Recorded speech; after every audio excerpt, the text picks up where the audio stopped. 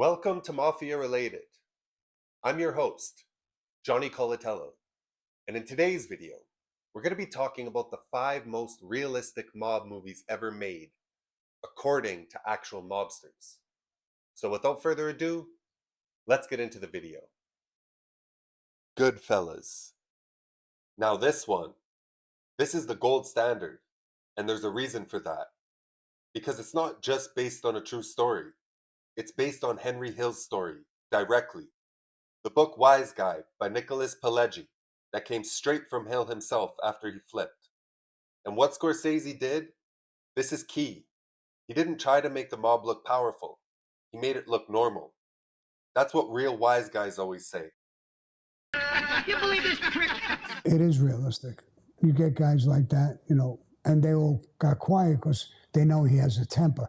He'll shoot you. He'll kill you. Some guys are too tough for them, the whole thing. But he was supposed to be, he wasn't made yet, but he was going to get made. And he was a little crazy, and he was well respected and feared at the same time. At one point in my life, I had that same thing. That was Sammy the Bull Gravano. Michael Francese has also said it. They all point to the same thing. The day-to-day life. The hanging around. The constant eating. The jokes. The ball breaking. The waiting. There's that famous line. As far back as I can remember, I always wanted to be a gangster. That's not Hollywood. That's exactly how guys like Hill actually felt growing up in neighborhoods controlled by the mob.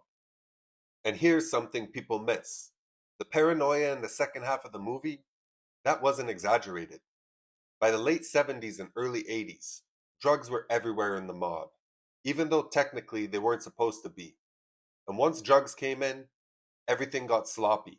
Guys getting arrested, guys flipping, guys getting killed. Henry Hill did spiral like that. Helicopters, cocaine, no sleep, that wasn't added for drama. That was the reality. Even the violence, quick, messy, not cinematic. That's how real mob hits often went down. No speeches, no dramatic music, just whacked. That's why guys who lived it say Goodfellas is considered very realistic. Donnie Brasco. This one's slower, quieter, and honestly, that's exactly why it's so accurate. Because this isn't about bosses and big money. This is about the grind.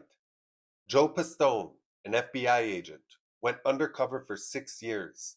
6 years inside the Bonanno crime family. Can I ask you something? What? What's forget about it? What is that? Forget about it. It's like, if you agree with someone, like Raquel Welch's one great piece of ass, forget about it. But then, if you disagree, like a Lincoln is better than a Cadillac, forget about it. But then, it's also like if something is the greatest thing in the world, like Mingiros peppers, forget about it. What Joe Pistone went through was not an exaggeration. It was a fact. And what we saw, and what the movie shows, is something people don't expect. A lot of mob guys weren't rich. Lefty Ruggiero, the guy Al Pacino plays, was constantly broke, always chasing money, always owing money. That's real. So today, let's get right into Donnie Brasco. Now, I got to tell you this. Donnie Brasco, really one of the most authentic mob movies ever done. I believe Al Pacino, his greatest acting job in a mob movie. But he really got into the role of Lefty Guns Ruggiero in Donnie Brasco. And the dialogue was terrific. Everything about this movie was great. Michael Francese would also say how most guys on the street are just trying to earn day by day. They're not living like bosses. And the structure, the hierarchy, that's where Donnie Brasco nails it. You see how everything has to be approved? Who you talk to, who you can't talk to, who introduces you. That's not Hollywood. That's how the mob actually operates. And maybe the most realistic part of all, the relationship between Donnie and Lefty. Because in real life, Pistone said Lefty genuinely cared about him, and Lefty paid for it. After Pistone was pulled out by the FBI, Lefty was suspected of letting an undercover agent in, and he was killed. That's the life. Loyalty, until it gets you killed. Casino. Now we're moving up the ladder of mafia power. This isn't street level anymore. This is the mob at its peak in Las Vegas. And again, this is based on real people. Frank Rosenthal ran the Stardust. Tony Spilotro was the enforcer sent by the Chicago outfit. And the key word here is control. The mob didn't just influence Vegas. They ran it. The skim, that was real. Money taken straight out of the casino profits before it was reported, sent back to the bosses in Chicago, Kansas City, and Milwaukee. That's not speculation. That came out in the federal investigations. And the way the movie shows it, counting rooms, hidden transfers, the bosses back home barely even visiting, that's accurate. Even the violence in Casino. Tony Spilotro and his brother Michael were beaten to death in a cornfield in Indiana. That actually happened in 1986. Buried alive, according to multiple accounts. Brutal, quiet, no headlines at first. And here's what real mob guys say about Casino. It shows how things fell apart. Too much attention, too much greed, too many loose ends. By the 1980s, the government was closing in hard. RICO cases, surveillance, indictments. Vegas slipped out of the mob's control. So yeah, Casino isn't just about power. It's also about the end of an era. The Godfather. This one's interesting, because if you ask mobsters, is it realistic? They'll tell you, not really. But then they'll say something else. It's accurate in a different way. Mario Puzo didn't grow up in the mob, but he studied it. He listened.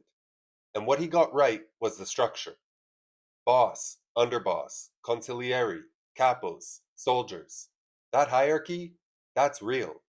The idea of this thing of ours, the code, the loyalty, the silence, that's real too. But here's the twist. The movie actually influenced the mob. After The Godfather came out, guys started acting more like the movie. Way, you gotta get up close like this, and bada bing, you blow their brains all over your nice Ivy League suit. Some mobsters started using the language, dressing sharper, leaning into that image.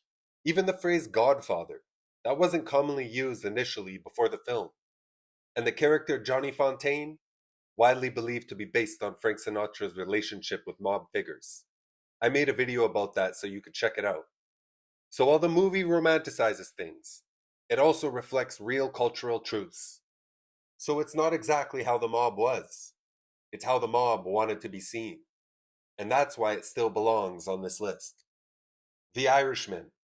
In my mind, this is one of the better recent Mafia movies made. And honestly, it hits different. Because it focuses on something most mob movies ignore. What happens after? Frank Sheeran claimed to be a hitman involved in the disappearance of Jimmy Hoffa. Now, there's debate about whether his story is 100% true. A lot of people challenge parts of it. But here's what real mob guys agree on. The feeling of the movie is real. The loneliness, the aging, the fact that in the end, nobody's there. For me, I thought Joe Pesci was terrific as Russ Bufalino. I knew Russ Bufalino, had the pleasure of being in his company a few times when I was younger, at my early days in that life. He was a gentleman as far as I'm concerned. It was a real departure for Joe Pesci to play that type of role. He's always the crazy guy, but he played Russ Bufalino beautifully. And of course, for me, I thought that Pacino was terrific as Jimmy Hoffa. He was just terrific. De Niro as Sheerhan, he was good. Robert De Niro is always good. But former mobsters have said it. The life doesn't end in glory. It ends in prison or death. And the way hits are portrayed in The Irishman, quick, emotionless, also routine, that lines up with how many mob insiders describe it. No build-up, no drama, just business. And then you move on. So there we have it. The top 5 most realistic mob movies of all time. But again, this is all subjective. What's your favorite movie out of these 5? Let me know in the comments. And also, do you think that a movie was snubbed from this list? Would you take one out and put another one in? I made a video about Mean Streets a few weeks ago. Check it out if you want. And that was an extremely realistic mob movie, but that was lower level mafia.